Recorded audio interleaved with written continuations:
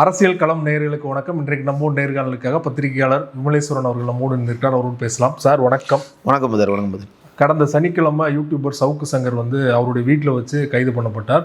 கிட்டத்தட்ட 5 மணி நேரம் கழித்து காவல்துறை ஒத்துழைப்பு கொடுக்காதால கதவை உடைத்து கைது பண்ணதெல்லாம் நம்ம வீடியோவில் பார்த்தோம். அவருக்கு 26ஆம் தேதி வரை நீதிமன்ற காவல் கொடுத்துருக்காங்க. சைதாப்பேட்டை சப்ஜெயிலில் அடைக்கப்பட்டிருக்கார். மகேஷ் அப்படிங்கிற தயாரிப்பாளர் கொடுத்த புகார் அடிப்படையில் தான் அவர் கைது பண்ணப்பட்டிருக்கார். இந்த வழக்கோட பின்னணி என்ன சார்? உண்மையிலே என்ன நடந்தது சார்? அதான் உண்மை என்ன நடந்ததுன்னா, சவுக்கு சங்கர் நம்ம சொல்ற மாதிரி பிரபல யூடியூபர், அதில் மாற்று கருத்து கிடையாது. வீடியோ போட்டால் 5 லட்சம் வியூஸ். ஆமாம், சவுக்கு சங்கர் பிரபல யூடியூபர். சவுக்கு சங்கர் இது அவர் 5வது முறை சிறை செல்றார். அதாவது 2022ஆம் ஆண்டு முதல் ஒரு முறை அவர் கைது செய்யும் போது நம்ம ஒரு நேர்காணலில் சொல்லியிருந்தோம், சவுக்கு சங்கர் பத்திரிக்கையாளர் அல்ல.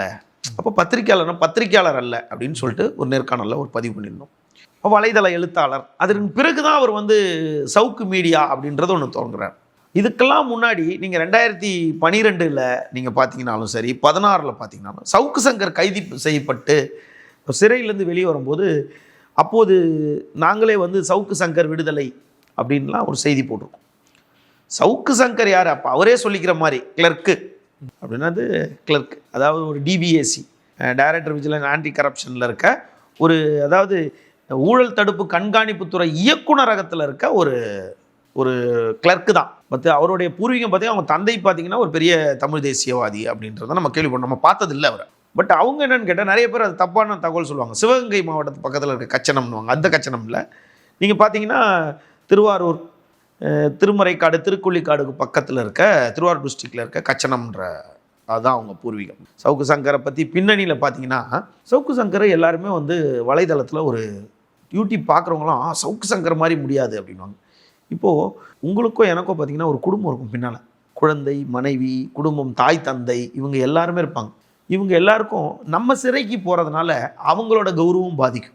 இப்போது அவருக்கு சவுக்கு சங்கருக்கு அது இல்லை. முதல் முறை ஒரு மனைவி போயிட்டாங்க, முதல் முறை கைது ஆகும்போது திரும்ப 2வது மனைவி வந்தாங்க. அது அவர் தனிப்பட்ட விரியம். அப்போது அவருக்கு யாருமே இல்லை, தாயார் மட்டும் இருக்காங்க. தாயார் எப்பயுமே நியூட்ருன்னு வச்சுங்க. எவ்வளோ பெரிய கொலைகாரனுக்கும் தாயார் கொலைகாரிங்க பட்டம் வரமாட்டாது. அவங்க அந்த அம்மா நல்லவங்களா அப்படின்ற மாதிரி. அப்போது யாருமே இல்லை அப்படின்னா எல்லாரும் சவுக்கு சங்கர் தான். இழப்பதற்கு ஒன்றும் இல்லை. ஆமாம், எதுவுமே இழப்பதற்கு ஒன்றும் இல்லை, யாரும் இல்லை, நம்மளுக்கு இது எதுவும் கிடையாது. நம்ம எதுவாக இருந்தாலும் நம்மளுக்கு ஒரு பப்ளிசிட்டி தான் அப்படின்னு வரும்போது, ஒரு காலத்தில் சவுக்கு சங்கரா இன்னைக்கு ஒரு பிரபலமாக இருந்த ஒரு வார இதழ், அந்த வார இதழோட ஆசிரியரை கூட கொஞ்ச நாள் முன்னாடி ரொம்ப தப்பாக பேசினார். யார்? சவுக்கு சங்கர் பேசினார். சவுக்கு சங்கர் கிளர்க்காக இருக்கும்போது அந்த வார இதழுக்கே யாருன்னே தெரியாமல் மின்னஞ்சல் அனுப்பியிருப்பார். அந்த வார இதழ்லேயே அவரை பற்றி அவர் கொடுத்த கண்டென்ட்லாம் பப்ளிஷ் பண்ணியிருக்கு. அதன் பிறகு அவர் கைது செய்யப்படும் போது தான், அந்த ஆடியோக்கள் கைது செய்யப்படும் போது தான் இவன் தானே அது அப்படின்னு உலகத்துக்கு தெரியுது. இப்படி இருந்த சவுக்கு சங்கருக்கு டிவிஎஸ்சிலேருந்து வந்ததுக்கப்புறம் அவருடைய ஒரே ஒரு பர்சனாலிட்டி என்னன்னா, நுனிநாக்கள் ஆங்கிலம். அந்த ஆங்கிலம் 2 தரப்பு ஒரு செய்தி வருது. ஒரு பத்திரிக்கையாளர் என்ன பண்ணுவாங்க, பத்திரிக்கையாளர் நீங்கள் பார்த்தீங்கன்னா பெரிய பெரிய நாளிதழ், வார இதழில் பார்க்கும்போது செய்தி வந்திருக்கு, அவர்கள் தரப்பில் அணுகி அவரை கேட்க முயற்சி செய்தோம். அவர் இந்த மாதிரி இது பொய்ன்னு சொல்கிறாங்க, இல்லை அவர் அணுகணும், அவர் தொலைபேசியை துண்டித்து விட்டார், அவர் இதை கருத்து சொல்ல விரும்பும், இப்படி தான் போடுவாங்க. இது ஒரு பத்திரிகை துறையில் இருக்கும். ஆனால் சவுக்கு சங்கர் பொறுத்தளவுக்கு என்னென்னா, ஒன் சைடாகவே அவருடைய நிலைப்பாடு பார்த்தீங்கன்னா, ஒரு 2016-17 காலகட்டங்களில் நான் தொடர்ந்து சவுக்கு சங்கரோட ட்விட்டை பார்த்துக்கிட்டே இருப்பேன். அப்போ காலையில் ஒரு முதல் ட்விட் என்ன போடுவார்னா, எடப்பாடி பழனிசாமி முதல்வராக இருக்கும்போது, இன்று காலை எடப்பாடி ஸ்ரீ எடப்பாடி பழனிசாமி சுவாமிகள் அருளால் என் கடையை திறக்கிறேன் அப்படின்றது தான் காலையில் முதல் பதிவாகவே இருக்கும். அப்படியே அவரை டோட்டலாக டேமேஜ் பண்ணுவார். இன்னைக்கு அதன் அப்படியே எதிர்நிலைப்பாடாயிடுச்சு. இப்போது ஒரு 2 கைதிகளுக்கு 2 முறை இப்போ கைது செய்கிறதுக்கு முன்னாடி 2022 யாருன்னு அவரே முகத்தை காட்டிட்டார். அவர் யாரு கூட நிற்கிறாங்க, அவருக்கு ஃபீட் பண்ணுறது யார், அவருக்கு யார் வாழ்வாதாரம் கொடுக்குறாங்கன்றது அவர் காட்டிட்டார். சவுக்கு சங்கர் இப்போ கைது செய்யப்பட்டிருக்கார். இதுக்கு தான் நீங்கள் கேட்டீங்க. பட் சவுக்கு சங்கர் எப்படிப்பட்டவர்னு நம்ம சொல்லணும்ல. கண்டிப்பாக. ஒரு கடந்த 1 ஆண்டுகளுக்கு முன்னாடி சவுக்கு சங்கர் ஒரு பிரபல வழக்கறிஞர், ஒரு பெரிய வழக்கறிஞர், அவருடைய அலுவலகத்தில் இருந்து தான் சவுக்குன்னு ஒரு பிளாக்ல எழுத ஆரம்பித்தார். அதன் தொடர்ச்சியாக அப்படியே அப்போ யூடியூப்பில் இல்லைன்னா வலைதளத்தில் எழுத ஆரம்பித்தார். அப்புறம் சவுக்கு.comனு வெப்சைட் வச்சு எழுத ஆரம்பித்தார். சரியாக கடைசியாக வரைக்கும் அவர் பத்திரிகையில் இல்லை வலைதள எழுத்தாளராக இருந்தார். நிறைய விஷயம் அந்த அலுவலகம் அவருடைய கேஸ் சம்மந்தமாக அந்த வழக்கறிஞர் அலுவலகத்தில் உட்காரும்போது ரொம்ப வேகமாக வெறிகொண்டு எழுத ஆரம்பிச்சிட்டாரு. நிறைய விஷயத்தை பிளாகில் எழுதுறாருன்னு நிறைய பேர் அவரை ஃபாலோ பண்ண ஆரம்பிச்சிட்டாங்க. இதன் தொடர்ச்சியாக அவர் என்ன பண்ணுறாரு, அப்படியே வெளியே வந்தால் அங்கே ஒரு பெண்ணோட ஒரு வழக்கறிஞர் பெண் வழக்கறிஞரோட அவருக்கு பிடிச்சி போது 2 பேரும் வாழ்கிறாங்க. அவங்க இவர் கைது செய்யப்பட்டு கடலூர் சிறையில் இருந்தார் பார்த்தீங்களா, அப்போ அவங்க தன்னோட முகநூலில் எழுதியிருந்தாங்க, ஒரு குழந்தைய பார்த்துக்க கூட ஜீவனாம்சம் கொடுக்கல அப்படின்னு அந்த குழந்தை ஃபோட்டோ போட்டிருந்தாங்க. அப்புறம் இந்த குழந்தைய இப்போ பார்த்துக்கிறேன்னு வந்து கூப்பிட்றான் அப்படின்லாம் போட்டிருந்தாங்க. அதாவது முதல் மனைவி நிறைய மூத்த பத்திரிகையாளர்கள் பேசுகிற மாதிரி முதல் மனைவி அங்கே ஏதோ கடலூர் பக்கத்தில் இங்கே ஒரு கூலி தொழில் செய்துட்டு இருக்காங்க. 2வது மனைவி இப்படி விட்டுட்டேன். 3வது வந்து அவர் டிவிஏசியில் இருக்கும் போதே பெண்கள் மீது கொஞ்சம், அதாவது மகளிர் ஆணையத்தில் வர புகார்லாம் வந்து இருந்துச்சு அதில் அவர் பேரில். அவங்க வந்து துறை ரீதியாக நடவடிக்கை கொடுத்து ஒரு பெண்கள் விஷயத்தில் இந்த மாதிரி ஒரு நபருன்ட்டு. அதன் தொடர்ச்சியாக நிறைய விஷயங்கள் பார்த்தீங்கன்னா பெண் பத்திரிகையாளர் ஒருத்தங்க, அவர் புலனாய்வு பத்திரிகையாளர், அவங்கள ஆரம்பித்து அப்புறம் ஒரு பெரிய தொலைக்காட்சியில் வந்து ஒரு காம்பேரிங் பண்ணுற அவங்கள பற்றி இது பண்ணி ரொம்ப அவதூறு கிளப்பி, அதாவது தன் நுனிநாக்கில் ஆங்கிலம் பேசினா கூட அதில் ஒரு நாகரிகம் இருக்கணும்னு அந்த நாகரிகத்தை தவறி பேசக்கூடியவர் தான். எல்லாரும் என்ன விரும்புகிறாங்க அப்படின்னா, காவல்துறையை வந்து பெரும்பாலும் நம்ம தமிழ்நாட்டில் காவல்துறைனாவே எல்லாருக்கும் ஒரு வெறுப்பு, கரெக்டுங்களா? ஒரு காவல்துறைனா அப்படி தான் ஒரு வெறுப்பு இருக்கும். அந்த வெறுப்பு உணர்வை வந்து இவர் காவல்துறை அதிகாரிகளை பற்றி போடும்போது என்ன ஆகிடுது, நம்ம கேட்கணும்னு நினச்சேன்னா ஒருத்தனை கேட்குறானே அப்படின்றது தான். அவன் என்ன உட்கருத்தோடு பேசுகிறான்றத அது கடைசி வரைக்கும் வெளியே வரல. இப்போ சவுக்கு சங்கர் விஷயத்துக்கு வந்தோன்னா 2023ஆம் ஆண்டோ சவுக்கு மீடியான்னு ஒன்று துவங்கினார், ஒரு பெரிய நிறுவனத்தை துவங்குறேன்ட்டு. அவர் வந்து அதுக்கு முன்னாடி வந்து பத்திரிகையாளர், இந்த இடத்துல நம்ம சொல்லி தான் ஆகணும், பத்திரிகையாளர் ஊடகவியலாளர் ஃபெலிக்ஸ் ஜெரால்டோட நிறுவனத்தில் தான் வந்து அவர் வந்து இன்டர்வியூ நிறையா கொடுத்துட்டு இருந்தார். அப்புறம் வேறு தனியார் ஊடக யூடியூப் நிறுவனத்துலலாம் நிறையா இன்டர்வியூ கொடுத்தோன்னே அவர் பார்த்துட்டார், நம்மளுக்கு இவ்வளோ ஃபாலோவர்ஸு, நம்மளை மற்ற ஊடகங்கள் இவ்வளோ வளர்த்துருச்சு, இதை வச்சு நம்மளே தனியாக ஊடகம் ஆரம்பித்தா என்ன அப்படின்னு சொல்லிட்டு சவுக்கு மீடியான்னு ஒன்று ஓப்பன் பண்ணார். இப்போது 2 நாள் முன்னாடி கூட ஒரு மூத்த பத்திரிகையாளர் பேசியிருந்தார், அவரை பற்றி சவுக்கு சங்கரை பற்றி பேசியிருக்கும்போது, சென்னை பத்திரிகையாளர் மன்றத்தில் அன்பழகன் ஒருத்தர் இருந்தார், அவர் தான் இவருக்கு இருந்தார் அப்படின்னாரு. அன்பழகன் கூட தொடர்பு சவுக்கு சங்கருக்கு இருந்திருக்கும், பட் இந்த சவுக்கு சங்கரோட நெட்வொர்க் ஃபுல்லாக வந்து அன்பழகன் இருந்திருக்க மாட்டார். ஒரு விஷயம். இதே அன்பழகன் வந்து அந்த வார இதழில் வேலை பார்த்தாரு. அந்த வார இதழுக்கு செய்தி அனுப்பும் போது தான் சவுக்கு சங்கரை அந்த அன்பழகனுக்கு அறிமுகமாகுது. இந்த அறிமுகத்தால் பத்திரிகையாளர் மன்றத்துக்குள்ளே வந்து அவர் ஒரு பழக்கத்தை ஏற்படுத்திக்கிறார். ஆனால் அந்த பத்திரிகையாளர் மன்றத்தை 23 வருஷமாக தன்னுடைய சட்டத்திற்கு புறம்பாக சட்ட விரோதமாக கட்டுப்பாட்டில் வச்சிருந்த பெருமாள் என்ற நபர் தான் வந்து இந்த சவுக்கு மீடியா ஓப்பன் பண்ணும்போது இயக்குனர் வெற்றிமாறன் வந்து இருக்கார். அப்போது சால்வை அணிவிக்கிறார் 5 பேருக்கு தான். அதில் ஒன்று ஃபெலிக்ஸ் ஜெரால்டுக்கு ஒரு சால்வை அணிவிக்கிறார்.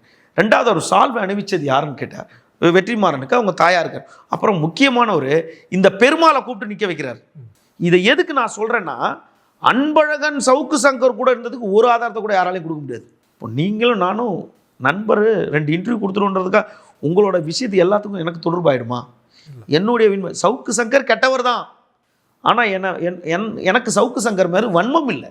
அப்போது சவுக்கு சங்கரே ஒரு வார்த்தையை சொல்கிறார், நான் வாழ்நாளில் மறக்கக்கூடியாத நபர், எனக்கு உதவி செய்கிற ஒரு நபர்னு சொல்லிட்டு இந்த பெருமாள் மேலே சால்வை போடுறார். அந்த பெருமாளை பற்றி இப்போ யாருமே பேசலை. காரணம் என்னென்னா, பெருமாள் இருக்க நிறுவனம் அந்த மாதிரி பெரிய நிறுவனத்தில் இருக்கார். அந்த பத்திரிகையாளர் மன்றத்தை ஆக்கிரமிச்சிருந்தார். அந்த பெருமாளை பற்றி இப்போ சவுக்கு சங்கர் பற்றி பேசும்போது சவுக்கு சங்கரோட பெருமாளை யாரும் இப்போ ஒப்பிட்டு பேசுறதில்லை. ஏன்டா அன்பழகன் செத்து போய் 5 ஆண்டுகள் ஆயிடுச்சு, இன்னமும் அன்பழகனை பேசுகிறவங்க உயிரோட இருந்துக்கிட்டு இருக்க, இப்பையும் தொடர்பில் இருக்க, அதுக்கப்புறம் தான் சவுக்கு மீடியா ஆரம்பிக்கிறார். அந்த பெருமாளை யாரும் ஒப்பிட்டு பேசுறதில்ல. இது எல்லாரும் பத்திரிகையாளருக்கு தெரியணுன்றதுக்காக தான். இப்போ தேனியில் அரெஸ்ட் பண்ணாங்க சவுக்கு சங்கரை. தேனிக்கும் சவுக்கு சங்கருக்கும் ஒரு பெரிய தொடர்பு இருக்குது. சவுக்கு சங்கரை தேனியில் அரெஸ்ட் பண்ணும்போது அவருக்கு வாகன ஓட்டியாக இருந்த பிரபுன்னு ஒருத்தனை அரெஸ்ட் பண்ணாங்க. திமுகவில் இருக்கவங்க, திமுக கலைஞர், மு.க. ஸ்டாலின் கையில் பச்சை குத்திருப்பாங்க. அதிமுக எம்ஜிஆர், ஜெயலலிதான் பச்சை குத்திருப்பாங்க. இப்போ நான் என்னுடைய ஆன்மீக குருநாதரை பச்சை குத்திருப்பேன், இல்லை என் தாய் தந்தையை பச்சை குத்திருப்பேன். சவுக்கு சங்கர் பேரை பச்சை குத்திருந்தான் அந்த டிரைவர் பிரபு. அவனை வச்சிருந்தார். ஆமா, 2 கஞ்சா கேஸ்ல அவனை 2 வழக்கில் கைது பண்ணிட்டு அப்புறம் காவல்துறை அதை விட்டுட்டாங்க. காவல்துறை அந்த வழக்குல இருந்து எடுத்துட்டாங்கன்றது தான் ஒரு தகவல். ஆனா அவனுக்கு நல்ல நாமத்தை போட்டான் சவுக்கு. அவனுக்கு ஒண்ணுமே பண்ணல. அவ்வளவு தூரம் பேர் பச்சை குத்தி இருந்தவன் டிரைவர், அவனும் தேனிக்காரன். இன்னொரு பையன் கார்த்திகின்ட்டு, அவன் 2 வழக்கு போட்டாங்க தெரியும்ல. அப்புறம் அவன் வழக்கறிஞர் படிக்கிறான், அவனோட கேரியர் ஸ்பாயில் ஆகிடக்கூடாதுன்னு அந்த கார்த்தி நிறைய ஸ்ட்ரகிள் பண்ணான். அவனுக்கும் பெரிய நாமத்தை போட்டான். இதெல்லாம் தெரிஞ்சு உஷாரானவன் தான் லியோ வந்து அப்படியே வந்துட்டாப்ல. கூட அந்த சிக்கலை மாட்டிக்கூட. இன்னொருத்தர் இருந்தார், அவர் பத்திரிகையெல்லாம் வேலை பார்த்தவர், அவரும் அப்படியே நைஸா முன்னாடி வந்துட்டார். அவர் தான் இந்த சம்பவம் நடக்கும்போது லியோ அங்க இருந்ததா அவர் சொல்றாரு. ஆமா, அந்த சம்பவம் நடக்கும்போது அப்படியே வெளியே வந்துட்டார். இவனுங்களாவது பரவாயில்ல, காவல்துறை கிட்ட கெஞ்சி கேட்டு வரும். சவுக்கு சங்கர் கூட ஒருத்தன் உட்காந்து பேசினான் பார்த்தீங்களா, அந்த மாலதி கூட. மாலதியாவது ஒரு ஏதோ ஒரு யூடியூப் நிறுவனங்களை படிச்சிருக்கு, ஏதோ வேலை பார்த்துருக்கு, ஒரு எக்ஸ்பீரியன்ஸ் எதுவுமே இல்லாமல் தேனியிலேருந்து வெறும் பேப்பரை வாங்கி, தினசரி பேப்பரை வாங்கி படிச்சுட்டு வந்து சவுக்கு சங்கர் பேசுகிறாருன்னா, சவுக்கு சங்கர் இத்தனை வருஷமாக ஃபீல்டில் இருக்கு. ஒரு காவல்துறை அதிகாரை பற்றி பேசுறதுக்கு சவுக்கு சங்கர் எங்கள் வெத்தலையில் மை போட்டால் பார்த்து படிக்கிறாரு. அப்போ இன்னொரு காவல்துறை அதிகாரிக்கு சவுக்கு சங்கருக்கு தகவல் தராங்கல்ல. சவுக்கு சங்கர் எப்பயுமே எடை போட்டு பார்க்கறது தான். நீங்கள் கொடுக்குறது வெயிட்டாக இருந்துச்சுன்னா உங்களுக்கு அடிப்பார்.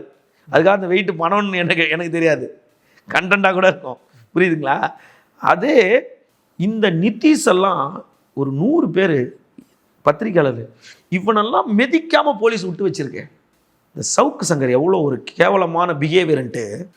சவுக்கு சங்கரை கைது செய்யறதுக்கு பொழுது, சவுக்கு சங்கர் எனக்கு நண்பரும் இல்லை, எனக்கு எதிரியும் இல்லை, அவர் மீது கைது செய்யறதுக்கு முகாந்திரம் இருப்பின் கைது செய்க, பொய் வழக்கில் கைது செய்யாதீர்கள் மூத்த பத்திரிகையாளர் சாவத்திரி கண்ணன் போட்டார்.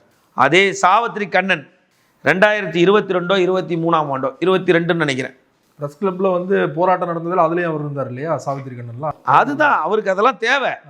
அவர் வந்து இந்த கள்ளக்குறிச்சி மாணவி விவகாரத்தில் ஒரு டிசி வந்து அறிவிச்சிட்டாங்க, இதுக்கு மேலே யாரும் வெளியிடக்கூடாதுன்னும் போது அவர் அதையும் திரும்பவும் அவரும் அது தன்னுடைய கருத்தை வெளியிட்டிருந்தார். யார்? சாவத்திரி. அப்போ வந்து என்ன பண்ணிட்டாங்க, அவரை கள்ளக்குறிச்சி போலீஸார் வந்து கைது பண்ணி கூட்டிகிட்டு போயிட்டுருக்காங்க. ஒட்டுமொத்த பத்திரிகை துறையும் எதிர்ப்பு தெரிவிக்குது. அப்போ சவுக்கு சங்கர் தன்னோட ட்விட்டில் போடுறாரு, பத்திரிகை சுதந்திரம்னு எவனா தட்டை தூக்கிட்டு போடுவானுங்க, வாயிலே மிதிங்கன்றார். யாரோ சாவத்திரி கண்ணன் இந்த வார்த்தை சொன்னார். அதே சாவத்திரி கண்ணன் வந்து ஒரு 2 நாட்கள் முன்னாடி எனக்கு ஃபோன் பண்ணுறாங்க. சாட்டர்டே சாயந்தரம் ஃபோன் பண்ணிவிட்டு, பா சவுக்கு சங்கர் கைது பண்ணியிருக்குது, அதெல்லாம் உண்மையான்னு தெரில, இருந்தாலும் தப்பு தானேப்பா. அவரோட உணர்வு அவர்கிட்ட நான் கேட்குறேன். G2 விவகாரத்தில் மாரிதாஸ் மீதும் சவுக்கு சங்கர் மீதும் எஃப்ஐஆர் போட்டாங்க. அப்போது சவுக்கு சங்கருக்கு ஆதரவாக ஆர்ப்பாட்டம் நடத்துறது யார்? அன்பழகன் அப்போ உயிரோடு இருந்தார், அவர் செத்து போய் 5 வருஷம் ஆச்சு. இந்த பெருமாள் தானே ஆர்ப்பாட்டம் நடத்தினார். அந்த பெருமாள் ஆர்ப்பாட்டம் நடத்தும் போது அந்த ஆர்ப்பாட்டத்தில் அனைவரும் தான் போய் கலந்து கொண்டாங்க. அப்போ நியாயமானவங்களாம் என்ன பண்ணியிருக்கோம், இவனும் ஒரு யூடியூபர் அவனும் ஒரு யூடியூபர், மாரிதாஸ் எங்க கூப்பிட்டு நிப்பாட்டி இருக்கணும்ல. சவுக்கு சங்கரை அத்தனை பத்திரிகையாளருக்கு நேரம் பேச வச்சாங்க. அது அப்படியே அந்த ஃபோட்டோலாம் எடுத்து பார்த்தீங்கன்னா எல்லாரும் இன்னைக்கு இருக்க பத்திரிகை போராளின்னு சொல்லிக்கிட்டு இருக்க அத்தனை பேரும் குரல் கொடுத்தானுங்க. இன்னைக்கு சவுக்கு சங்கருக்கு எதிராக நிற்கிறவங்க எல்லாருமே அப்போ அந்த G2 அந்த ஆர்ப்பாட்டத்தில் வந்து கலந்து கொண்டாங்க. இப்படியெல்லாம் சவுக்கு சங்கர் வளர்றதுக்கு, சவுக்கு சங்கர் பத்திரிகையாளராக இல்லைன்னா கூட பல பத்திரிகையாளர்கள் சவுக்கு சங்கரை தூக்கி உட்கார வச்சிட்டாங்க மேலே. முதல் முறை கைது செய்யப்பட்டாங்க, அப்புறம் 2வது முறை கைது செய்யப்பட்டாங்க. அவர் சொத்து வாங்கினாருன்றார். அவர் 100 கோடி சொத்து வச்சிருக்காரு. என்னுடைய நோக்கம், சவுக்கு சங்கர் 100 கோடி சொத்து வச்சிருக்காரு. அப்படிதானே வலைதளத்தெல்லாம் வந்துகிட்டு இருக்கு.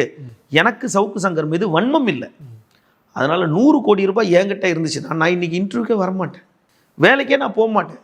நீங்கள் கிட்ட இருந்தாலும் 100 கோடி ரூபா இருந்தால் எந்திரிக்க மாட்டீங்க. அப்போ 100 கோடி ரூபா இருக்கும்போது இவர்கிட்ட எதுக்கு 95,000 வாங்க போறீங்க? 100 கோடி ரூபா உங்ககிட்ட டிரான்சாக்ஷன் ஆயிருக்கு இல்லைங்க, நீங்கள் எதுக்கு இவரோட அக்கௌண்ட்லேருந்து 95,000 உங்கள் ஜிபேல வாங்க போறீங்க? உப்பை தின்னவன் தண்ணி குடிப்பான்ற மாதிரி தான். இப்போ 2 கேள்வி இருக்கு. கவர்மெண்ட் அரெஸ்ட் பண்ணிச்சா, போலீஸ் அரெஸ்ட் பண்ணிச்சா? ஏண்டா முட்டாளு, போலீஸ் வேற கவர்மெண்ட் வேறையா அப்படின்னு கேட்பான். கீழே கமெண்ட் போடுவான். கவர்மெண்ட் அவர் மேலே கொண்ட காழ்ப்புணர்ச்சினால கைது செய்யப்பட்டாரா, இல்லை காவல்துறை அதிகாரிகளை அவர் பேசினதுனால கைது செய்யப்பட்டாரா? இந்த 2 கேள்வி தான். இப்போ இது வேற அது வேற பிரிச்சுருங்க. மு.க. ஸ்டாலின், முதல்வர் மு.க. ஸ்டாலினை பற்றி சேற்றை வாரி இறைக்கிறது தான் தினம் தொழிலாக கொண்டிருக்கார். அவருக்கு அதுதான் அசைன்மெண்ட், அவருடைய அஜெண்டாவே அதுதான். ஒரு யூடியூப் சேனல் ஆரம்பிக்கிறதுக்கு 2 கேமரா வாங்கி, 2 பேட்டரி வாங்கி, 2 லைட்டு வாங்கி, 2 சேரை வாங்கி நடத்தணுன்றது சாதாரண விஷயமே கிடையாது. ஒரு சின்னதாக அப்போ ஒரு பெரிய யூடியூப் சேனல், ஒரு ஆஃபீஸ் வச்சு நிர்வாகம் பண்ணுறதுன்னா பணம் எங்கேருந்து வரும்? இவ்வளோ எக்யூப்மெண்ட்ஸுக்கு எங்கே பணம் வரும்? இதுக்கு முன்னாடி அவர் கூட ஒருத்தர் இருந்தார். அவரை பார்த்தீங்கன்னா இவங்க 2 பேரும் போட்டி போட்டு ஒவ்வொரு இன்டர்வியூ ஒரு வாட்ச் கட்டுவாங்க. இந்த இன்டர்வியூவில் இந்த வாட்ச், அடுத்த இன்டர்வியூவில் அந்த வாட்ச் இருக்கும். நீங்கள் பாருங்கள், அந்த ஃபஸ்ட்டு கைது பண்ணியிருக்காங்களா இந்த தேனியில், அதுக்கு முன்னாடி பார்த்தீங்கன்னா இவரோட இன்டர்வியூ எல்லாத்துமே ஒரு இன்டர்வியூக்கு ஒரு வாட்சஸ் இருக்கும். போட்டி போட்டு கட்டுவாங்க 2 பேரும். இப்போது காவல்துறை அதிகாரி, நேரடியாக விஷயத்துக்கு வந்துடும். சென்னை பெருநகர காவல் ஆணையர் அருண் ஐபிஎஸை வந்து தொடர்ச்சியாக சவுக்கு, அருண்ன்ற பேரையே சொல்லாமல் ஐஸ்கிரீம் அதிகாரின்னுவார். ஏன்டா ஐஸ்கிரீம் அதிகாரின்ற கெட்ட வார்த்தையான்னு எனக்கு தெரியாது, பட் அவர் பேரில் ஒரு ஐஸ்கிரீம் கம்பெனி இருக்குல்ல, அதனால ஐஸ்கிரீம்னா அதுதான் எல்லா குழந்தைங்கன்னா அருண் ஐஸ்கிரீம் தானே, அந்த பேட்டர்ன் தான், இதுதான் அர்த்தம். இன்னும் கூட நிறைய பேர் இருக்கானுங்களே, யார் அந்த ஐஸ்கிரீம் அதிகாரின்னு கேட்டுக்கிட்டு இருக்கவங்களும் இன்னும் நிறைய பேர் இருக்கான். ஆனால் அது கூட தெரியாதவன் சூப்பர்னு போடுவான். அப்போது நீ அருண் ஐபிஎஸ் தான் பேசுகிற. அருண் ஐபிஎஸ் ஏற்கனவே உன்னை கைது செய்யப்பட்டிருக்காரு, அதுக்கு அவர் தான் காரணம் அப்படின்னு எல்லாருக்குமே தெரியும். ஏன்னு கேட்டால் அபாண்டமாக ஒரு டிரான்ஸ்ஜெண்டர் வந்து இந்த மாதிரி பேரை பச்சை குத்திருக்காங்க, அது அங்கே குத்திருக்காங்க, இவர் இப்படிலாம் பண்ணுறாருன்னு நீ வந்து ஆதாரம் இல்லாமல் சொன்ன. அன்னைக்கு ஒரே ஒரு ஃபோட்டோ, அதை பச்சை குத்தின ஃபோட்டோ காட்டியிருந்தா அவங்களே உன்னை அரெஸ்ட் பண்ண தயங்கியிருப்பாங்க. அப்போது நீ சொன்னது பொய்யான தகவல்னு தெரிஞ்சிச்சு. ஒன்று, தொடர்ச்சியாக சென்னை பெருநகர காவல் ஆணையர்ன்றது ஒரு போஸ்டிங், அங்கே வந்து அரசு ஒருத்தரை நியமிக்குது, அவர் கீழே இத்தனாயிரம் போலீஸ் இருக்கான். அப்போ நீ அவரையே டார்கெட் பண்ணி குறிப்பாக ஒவ்வொரு இன்டர்வியூலையும் அவரை கொண்டு வந்துடுற உள்ள. 2வது என்ன கொண்டு வந்துடுற? யூசியை கொண்டு வந்துடுற. யூசினா யாருன்னா உதயச்சந்திரன் ஐஏஎஸை கொண்டு வந்துடுற. அதுக்கெல்லாம் நீ ஒரு பேர் வச்சிருக்க. அதன் தொடர்ச்சி என்ன பண்ணுற? மாப்பிள்ளை சபரீசன் அப்படின்னு மாப்பிள்ளைன்னு சொல்கிற. டிப்டி சிஎம்முக்கு ஒரு பேர் வச்சிருக்க, முதல்வருக்கு ஒரு பேர் வச்சிருக்க. இதில் சின்ன பைத்தியக்காரன் தான் யோசனை பண்ணுவான். இந்த சவுக்கு சங்கர் விமர்சனத்தெல்லாம் கடந்து முதல்வர், துணை முதல்வர், அவங்க மருமகள்லாம் இந்த விமர்சனத்தை கடந்து போயிட்டாங்க. கண்டுக்கிறதே கிடையாது. நான் சவுக்கு சங்கரே சொல்லிக்கலாம், நான் சிஎம் பற்றி பேசுனேன்ல, அதனால சிஎம் என்ன தூக்கி உள்ள வச்சிட்டாரு அப்படின்னு சொல்லிக்கலாம். பார்க்குறவனு அப்படி நினச்சிப்பான். உன்னுடைய விமர்சனத்தை அவங்க கடந்து மேலே போயிட்டாங்க, அங்கே போயிட்டாங்க. நீ டார்கெட் பண்ணி வன்மத்தோட ஒருத்தரை, இன்னைக்கு ஒரு பத்திரிகையாளர் உன் மேலே முழுக்க வன்மத்தை காட்டுறாருன்னா நீ அவங்க மேலே வன்மத்தை காட்டியிருக்க, அவங்க நிறுவனத்து மேலே வன்மத்தை காட்டியிருக்க, அவங்க முதலாளி மேலே வன்மத்தை காட்டியிருக்க. செய்தியாகவே எல்லாத்தையும் சொல்லாமல் ஒருத்தர் மேலே வன்மத்தை கக்கியிருக்க. அதனால் உன் மேலே நீ 100 கோடின்றாங்க. ஆனால் அதில் ஒரு விஷயம், இந்த 100 கோடிலாம் டிரான்சாக்ஷன் வந்துச்சுலாம் ஏற்றுக்க முடியாது. நீங்கள் ஒரு பேன் கார்டு வாங்கி, ஒரு பேன் கார்டில் ஒரு 20 லட்ச ரூபா டிரான்சாக்ஷன் பண்ணிவிட்டு நீங்கள் விட்டுட்டிங்கன்னா உங்களுக்கு ஒரு மெயில் அனுப்புகிறான், 4 மெயில் அனுப்புகிறான், இந்த வருஷத்துக்கு ஐடி கட்டுன்றான், உங்களுக்கு நோட்டீஸ் அனுப்புகிறான். தெரியும்ல? 3 பேன் கார்டு இருந்துச்சுன்னா 2 பேன் கார்டு இருந்தாவே நோட்டீஸ் அனுப்புகிறான். உனக்கு இன்னொரு பேன் கார்டு இருக்குது, எங்கடா போச்சுன்னு கேட்குறான். இன்றைக்கி எல்லா இடத்துலையும் இப்படி வைக்கணும். அப்படின்னும் போது ஒரு சேவிங்ஸ் அக்கௌண்ட்டில் 1 crore மேலே இருக்கும்போது அந்த மேனேஜர் ஃபோன் பண்ணுறாரு. அது nationality bank, private banks, any banks, 1 கோடிக்கு மேலே இருந்தோன்னா அந்த மேனேஜர் ஃபோன் பண்ணுறாரு. சார் உங்கள் அக்கௌண்ட்டில் என்ன சார் 1 crore இருக்குது, சேவிங்ஸ் அக்கௌண்ட்டில் இவ்வளோலாம் வைக்கக்கூடாது சார். நீங்கள் எதாவது மியூச்சுவலில் போடுறீங்களா, ஒரு இன்சூரன்ஸ் பாலிசி போடுறீங்களா, இல்லை ஏதாவது கோல்டாக வாங்கி லாக்கரில் வைக்கிறீங்களா, அக்கௌண்ட்டில் இவ்வளோ 1 crore போடக்கூடாது சார். அதுக்கு உண்டான எனக்கு ஒரு 2-3 ஸ்டேட்மெண்ட், ஒரு ரிப்ளை கொடுக்கணும், அதெல்லாம் கொடுங்கன்றார்.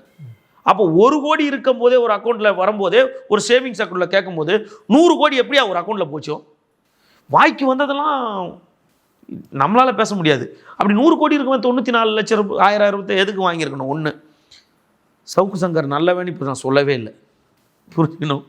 அதாவது இந்த கைதி இப்போ கைது செய்யப்பட்டிருக்கிறது சனிக்கிழமை அன்னைக்கு பல்லாவரம். இப்போ நீங்கள் சொன்னீங்க இல்லையா, இந்த மாதிரி வந்து 100 கோடி வச்சிருக்கவர் பொய்யா இருந்தாலும் அவர் வச்சிருக்கவர் எதுக்கு 96,000 வாங்க போறாருன்னா, இதே தான் ஒரு பேட்டியில் வந்து அந்த தயாரிப்பாளர்கிட்ட கேட்கும்போது இந்த மாதிரி பல பேர்கிட்ட 1 லட்சம் 2 லட்சம் வாங்கினது தாங்க அவர் வந்து இவ்வளோ சம்பாதிச்சிருக்காரு, இந்த பணம் தான் வந்து இவ்வளோ பெரிய பணமாக மாறி இருக்குதுன்னு அவர் சொல்கிறார். அவர் கேட்ட கேள்வி அல்ல சொல்லுவாங்க. 2வது என்னென்னா, காவல்துறை அதிகாரிக்கு ஒரு காவல்துறை அதிகாரிக்கு சவுக்கு மேலே கோபம் இருக்க தான் செய்யுது. அந்த ஒரு காவல்துறை அதிகாரியுடைய மனைவி இந்த ஐஆர்எஸ் ஆஃபீஸர், அவங்களுக்கு திருச்சியில் ப்ராப்பர்ட்டி இருக்குது, அவங்களுக்கு அங்கே ப்ராப்பர்ட்டி இருக்குது, இவங்களுக்கு இங்கே ப்ராப்பர்ட்டி இருக்குது, அவர் அந்த ப்ராப்பர்ட்டி வாங்கியிருக்காரு அப்படின்னு ஒரு காவல்துறை அதிகாரியை பற்றி தொடர் குற்றச்சாட்டு வைக்கிறாருன்னா அப்போ எத்தனை காவல்துறை அதிகாரி அவருக்கு அந்த கண்டனை கொடுத்துருப்பாங்க? யோசனை பண்ணணும். ஒன்று, அந்த காவல்துறை அதிகாரி வந்து சிறைக்கு போகிறாருன்னு இவர் பல முறை சொன்னார். அந்த நேர்காணல் நானே பார்த்தேன், யாரும் சொல்லிலாம் கேட்கல. ஒரு காவல்துறை சென்னை பெருநகர காவல் ஆணையர் அவர் சிறைக்கு போவார்னு நீ சொல்கிற, நீ எல்லாமே வாய்மொழியாகவே சொல்லிருக்க, இது வரைக்கும் நீ டாக்குமெண்ட்டை ரிலீஸ் பண்ணவே இல்லை. கரெக்டா இல்லையா? ஒரு அமைப்பு இருக்காங்க, அறப்போர் இயக்கம் இருக்காங்க, ஊழல் நடந்திருக்குன்னு ஒரு டாக்குமெண்ட் எடுத்து கொடுக்குறாங்க, இந்த இடம் ஊழல் நடந்திருக்கு அப்படின்னு. அப்போ அருண் ஐபிஎஸ் ஊழல் பண்ணார டாக்குமெண்ட் எடுத்து காட்டு. அப்போ நீ வந்து வேற அதிகாரி சொல்றத சொல்ற. ஒன்று. இன்னொரு விஷயம், தொடர்ச்சியாக வந்து ஒரு current IPS officer with law and order, அவர் வந்து சிஓபியாக இருக்கார். அதுக்கு முன்னாடி ADGP law and order ADGP அட்மினாக இருந்திருக்காரு. அது இல்லாமல் ஆவடி கமிஷனரேட்டில் இருந்திருக்காரு. பட் இத்தனை வருஷம் கடந்து வந்திருக்காரு. ஒரு பேக்கப்போடு இருக்கு அவர். ஆனால் ஏதோ ஒரு பார் நடந்துட்டு இருக்கு, அந்த பார் இவரோட பாருன்னு சொல்கிறேன். கோடி வருதுன்னா கூட சில வேலையை செய்ய மாட்டாங்க, கொள்கைக்கு மீறி செய்ய மாட்டாங்க. அப்போ ஒரு ஐபிஎஸ் ஆஃபீஸர் சிஓபி அவர் ஒரு பார் ஓப்பன் பண்ணுவாரா? இது கேட்குற முட்டாள்களுக்கு வந்து ஓ அப்படியா அந்த கமிஷனர் பார் வச்சிருக்காரு, அந்த கமிஷனர் பாருக்கு வந்துட்டு போயிருக்கலாம். கரெக்டுங்களா? பாருக்கு வந்துட்டு போயிருக்கலாம். இல்லை அந்த கமிஷனர் பார் வச்சிருக்கோம், அந்த கமிஷனர் ஒரு எங்கேயாவது மீட் பண்ணியிருக்கலாம். அதுக்காக அது பார் ஓனர் கமிஷனருக்குன்னு சொல்ல முடியுமா? இந்த மாதிரி உனக்கு அவர் பிடிக்கலன்றதுக்காக இன்னைக்கு மழை பெஞ்சது ஐஸ்கிரீம் அதிகாரி தான் காரணம், இன்னைக்கு வெயில் அடிச்சது ஐஸ்கிரீம் அதிகாரி தான் காரணம் அப்படின்னு எல்லாத்துக்கும் அவரை சேர்ந்து தூக்கி அடித்தேன். இப்போது அவரே பேட்டியில் என்ன சொல்கிறாருன்னா, இதுக்கு பின்னாடி வந்து திமுக இருக்குது, காவல்துறையில் நீங்கள் சொன்ன மாதிரி உயரதிகாரி இருக்காங்கன்னு சொன்னாலுமே இந்த வழக்கு வந்து ஜூலையில் கொடுத்துருக்காரு. ஜூனில் நடந்த சம்பவம் கிட்டத்தட்ட 4-5 மாதங்களுக்கு மேலாயிடுச்சு. ஆனால் கைது பண்ண அப்போ வெளிப்படையாக ஒரு ஊடகவியலாளராக வெளிப்படையாக கேட்டால் உங்களுக்கு பதிலே சொல்ல முடியாது. நீங்கள் எந்த கட்சி? நான் எந்த கட்சியும் இல்லை. இப்படி தான் நீங்கள் சொல்லுவீங்க, நானும் அப்படி தான் சொல்லுவேன். ஆனால் எனக்குள்ள என் கை ஒரு பட்டனில் போய் குத்தும் எப்பயுமே ரெகுலராக. புரியுதுங்களா? அது நம்மளுக்கு உள்ளுணர்வு இருக்கும். இதே போன்று தான் சவுக்கு சங்கர் ஆதரிக்கிறவங்க எல்லாருமே திமுக எதிர்ப்பாளராக இப்போ கொண்டு வந்து உருவாக்கிட்டார். ஓகேங்களா? திமுக எதிர்ப்பாளர். நான் திமுக கிடையாது, அதனால திமுக சொம்புன்னு எவனும் கீழே போட முடியாது. சவுக்கு சங்கரோட பேச்சை முழுமையாக நம்புறவங்க திமுக எதிர்ப்பாளர். அப்போ சவுக்கு சங்கர் யாருக்கு வேலை செய்கிறார்? அப்போ இதே சவுக்கு சங்கர் 2016 திமுக ஆதரவாளராக இருந்தாரா? எடப்பாடி பழனிசாமி திட்டம் போது திமுக ஆதரவாளராக இருந்தாரா? கிடையாதுல்ல. அப்போது இன்னைக்கு மொத்த ஃபேன் அங்கே போயிட்டாங்க.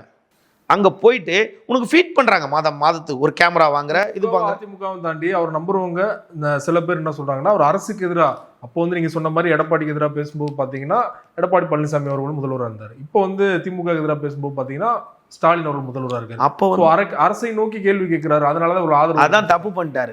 அப்போ வந்து அவர் எடப்பாடி பழனிசாமிக்கு எதிராக பேசும்போது திமுக அவரை வாங்கலை, திமுக அப்போ அவரை பர்ச்சேஸ் பண்ணலை. அப்போ தப்பு பண்ணிடுச்சு திமுக. இப்போ திமுக எதிராக அவர் பேசுறாருன்னா அப்போ யார் அவரை பர்ச்சேஸ் பண்ணியிருப்பாங்க? அந்த யூகத்துக்கே விட்டுறேன். புரியுதுங்களா? ஏங்க பெரிய பெரிய அதிகாரி 90,000 சம்பளம் வாங்குறாங்க, அவனுக்கு மாதம் கடைசியில் 1000-2000 இருக்க மாட்டேங்குதுங்க குடும்பத்துக்கு. அவனுக்கு எவனுமே 10,000-20,000 வச்சுட்டு இல்லைங்க. இப்போ கூட அவனை கைது பண்ணும்போது 62,000 தான் எடுத்துருங்க. 62,000 எடுத்தது ஒரு பெரிய விஷயம் கிடையாது. 100 கோடி டிரான்ஸ்ஃபர் பண்ணவன் வீட்டில் எதுக்கே 60,000 இருந்துச்சு, 60 லட்சம்லாம் இருந்திருக்கணும். 60,000 அது வீட்டு நார்மல் செலவுக்கு தான் வச்சுருப்பாங்க. இதே சவுக்கு சங்கர் G2 விவகாரத்தில் கைது பண்ணும்போது எஃப்ஐஆர் போடும்போது ஸ்டாண்ட் வித் சவுக்குன்னு நம்ம தான் போட்டோம். ஏன்னா கைது பண்ணுறதுக்கு முகாந்திரம் இருக்கும்போது போடுங்கன்னு. அதே தேனியில் அவர் கைது பண்ணும்போது நம்மளாம் அமைதியாக தான் இருந்தோம். காரணம் என்னென்னா கைது செய்யப்பட்டது. ஏன்ட்டா அவர் என்ன பண்ண ஆரம்பிச்சிட்டாருன்னு எல்லாருக்கும் தெரிஞ்சு போச்சு. அப்போது சவுக்கு சங்கர் இப்போ 3வது பார்த்தீங்கன்னா ஜூன் மாதம் புகார் கொடுத்துருக்காங்க. எது அந்த சினிமா தயாரிப்பாளர். ஜூலையில் அது முழுக்க அந்த விசாரணைக்கு எடுக்கப்பட்டிருக்கு. விசாரணைக்கு எடுக்கப்பட்டு ஜூலை இறுதி, ஆகஸ்ட், செப்டம்பர், அக்டோபர், நவம்பர் 4 மாதம். நவம்பர் லாஸ்ட்டில் வந்து அவருக்கு சம்மன் இஷ்யூ பண்ணுறாங்க. சம்மன் என்னென்னா வந்து அதுக்கு விளக்கம் கொடுங்க அப்படின்னு இஷ்யூ பண்ணுறாங்க. ஏன்ட்டா காவல்துறையை பொறுத்தளவுக்கு ஒரு புகார் வந்தால் இவ்வளோ நாளில் நடவடிக்கை எடுக்கணும், இவ்வளோ நாளில் பண்ண. அப்போ மேலதிகாரி என்ன கேட்பாங்க? அந்த கமிஷனருக்கு ஆதரவாக எத்தனை டிசி இருப்பான், எத்தனை ஜேசி இருப்பாங்க. சார் என்ன சார் இப்படி போட்டுக்கிட்டே இருக்கார் உங்களை பற்றி, விடுங்க போட்டுங்க, அவன் ஏதாவது ஒன்று பார்ப்பான். இல்லை சார், சார் என் லிமிட்டில் 2 புகார் இருக்குது சார். இதெல்லாம் யதார்த்தம் தாங்க, இதெல்லாம் சொல்கிறதெல்லாம் யதார்த்தம் தான். அப்படியா, என்ன புகார் அப்படின்னு இதை பார்த்துக்கிறேன். தன்னுடைய விசுவாசத்தை காட்டுறதுக்கு ஒன்றே அதிகாரிகள், நம்ம அந்த சவுக்கு சங்கர் மேலே இருக்க கம்ப்ளைண்ட் என்னப்பாச்சு சார், அது ஒன்றும் கிடப்பில் இருக்குது சார், தூக்கவனே. யோ என்னையா நீ கம்ப்ளைண்ட் கொடுத்துருக்கங்க, வா என்ன கம்ப்ளைண்ட் கொடுக்குற? இல்லை காவல்துறை நினைச்சிருந்தா அப்பயே தூக்கிருக்கலாம் இல்லையா, ஜூலை மாதம். உறுதியான நிலைப்பாடு இருக்கா? ஓகே, கம்ப்ளைண்ட் பார்ட்டி மேலே உறுதியான நிலைப்பாடு இருக்கா? அப்போது என்ன பேசுகிறாரு, அப்போது அஜய் வாண்டியார்னு ஒருத்தர் கைது செய்யப்படுறார்.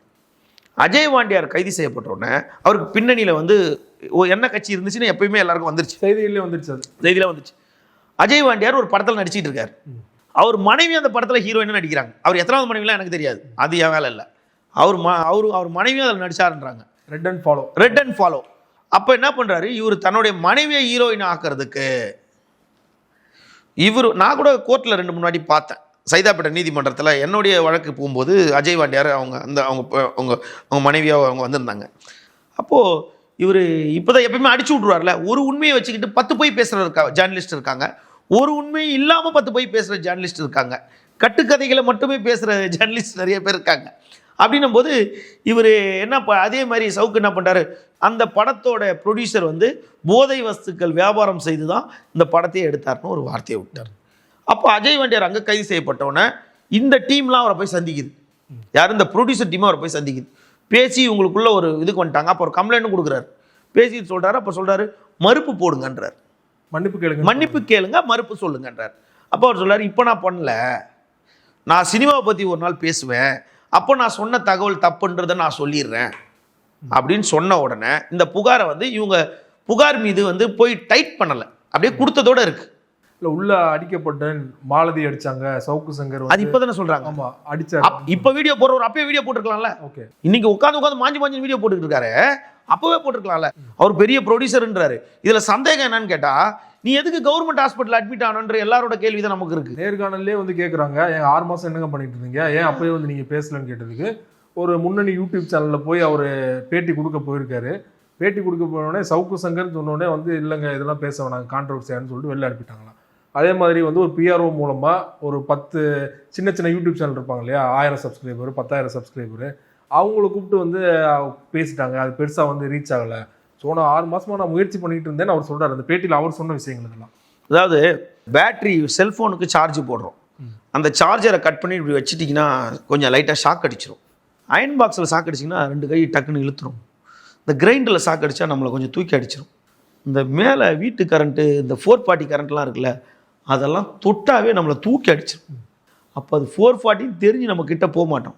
சவுக்கு சங்கர் போன்ற நபருக்கு இது 440 தெரிஞ்சு போய் கை வைக்கிறவங்க. நம்ம தூக்கி அடிக்கிறதும் பப்ளிசிட்டி தான், அதுவும் செய்தி தான், அதுவும் நம்மளுக்கு விளம்பரம் தான். ஆனால் ஒரே ஒரு விஷயம் என்னன்னா, வரலாற்றில் தாக்கப்பட்டது உண்மையா பொய்யா அப்படிங்கிற ஒரு கேள்வி இருக்குல்ல, எல்லாருக்கும் ஒரு கேள்வி. அது யாராலையும் நம்ப முடியல, அது யாராலும் நம்ப முடியல. ஏன்னு கேட்டால் எல்லார் கையிலையும் ஃபோன் இருக்கு, எல்லார் கையிலையும் ஃபோன் இருக்கு.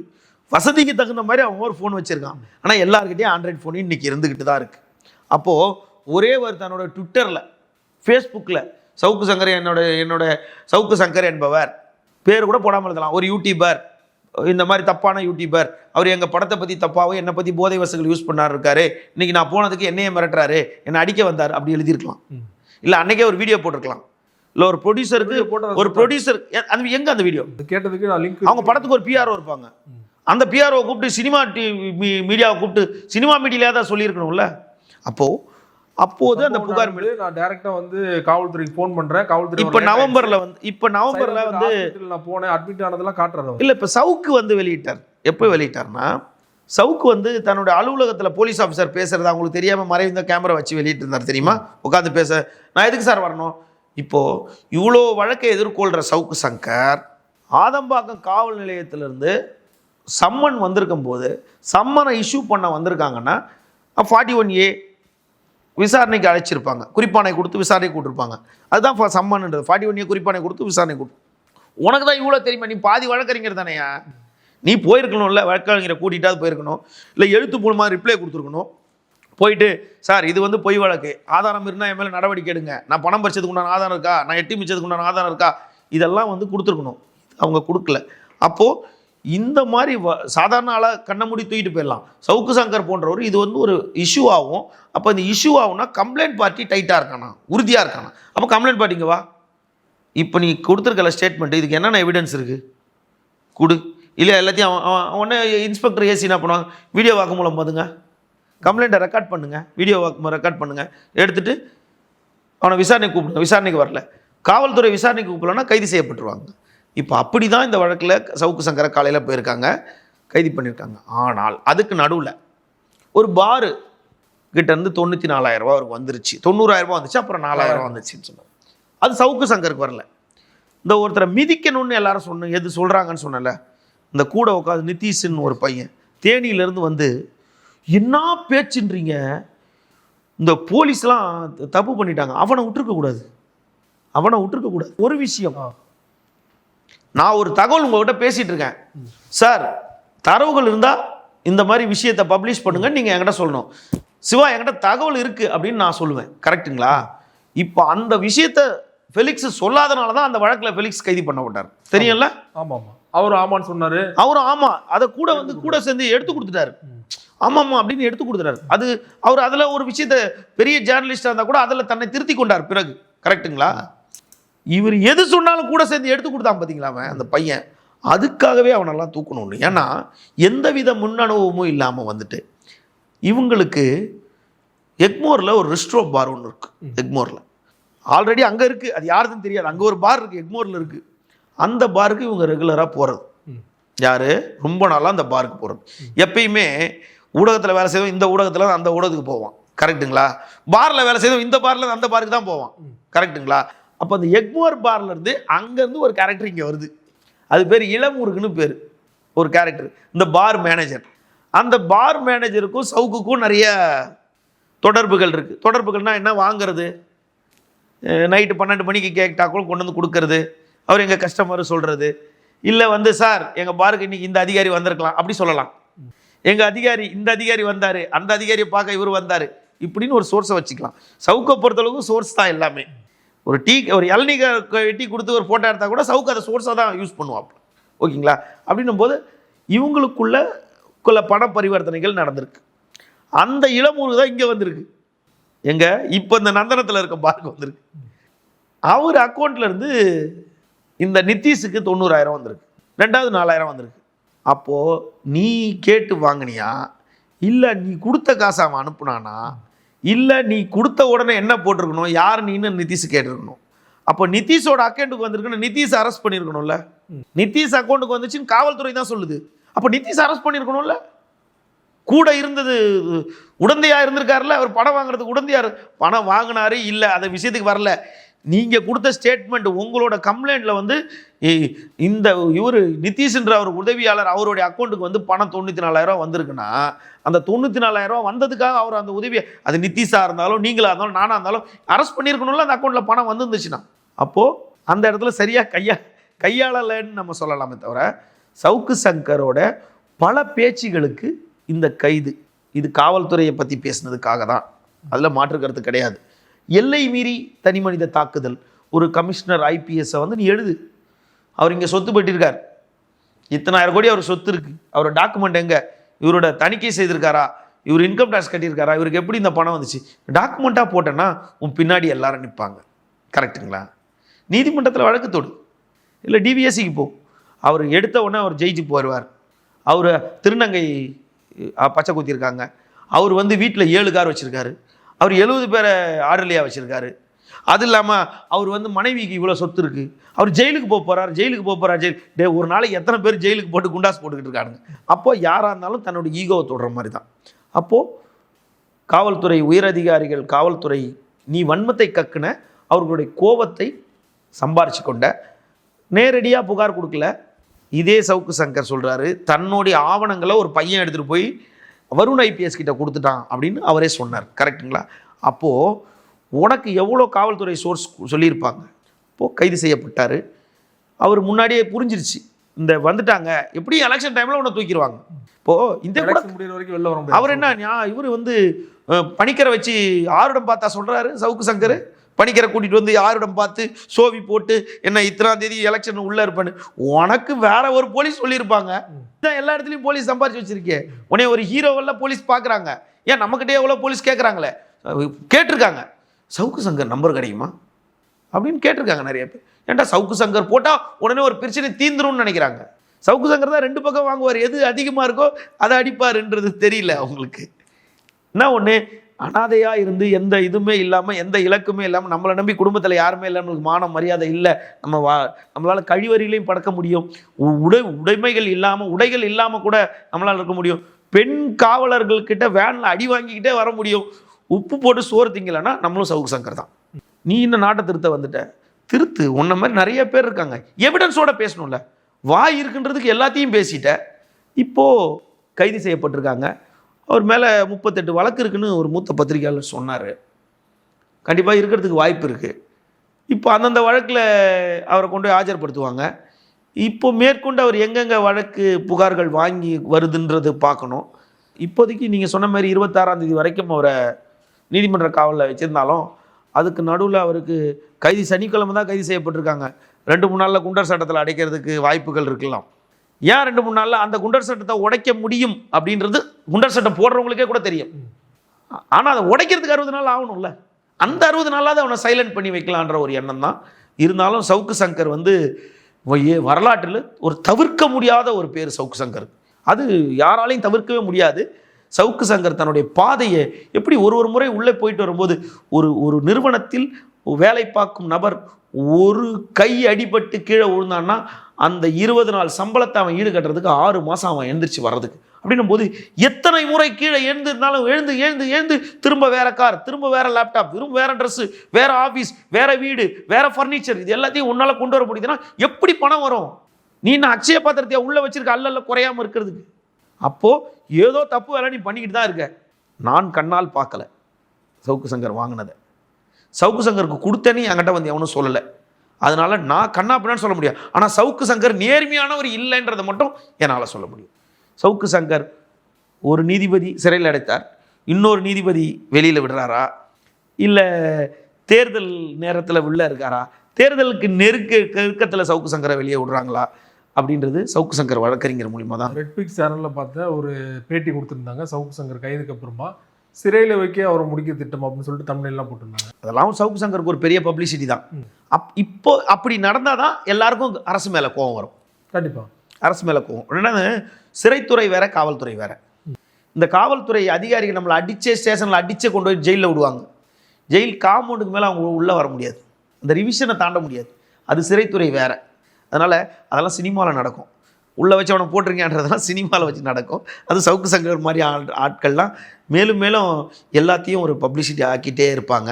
அதனால் சவுக்கு சங்கர் பல விஷயங்களை வெளியே கொண்டு வந்தாலும் இன்னும் அதுக்கு டபுள் மடங்கான விஷயங்கள் ஆதாரம் இல்லாமல் ஒருத்தர் தனி மனிதன் வன்மத்தை கக்கி கொண்டிருந்தார். அவர் தன்னை திருத்தி கொள்றதுக்காகவும் காவல்துறையோட பழிவாங்கும் படலம்னு நம்மளால் சொல்ல முடியலனா கூட கோபத்துக்கு ஆளாயிட்டார். காவல்துறையோட கோபத்துக்கு ஆளானதுக்காக இருக்கலாம். ரொம்ப நன்றி சார். சவுக்கு சங்கர் கைது செய்யப்பட்ட தொடர்பாக பல்வேறு விஷயங்களை அவரோட ஆதியிலேருந்து அந்த மாதிரி நிறைய விஷயங்களை கூட பண்ணுவீங்க. மிக்க நன்றி சார். மிக்க நன்றி.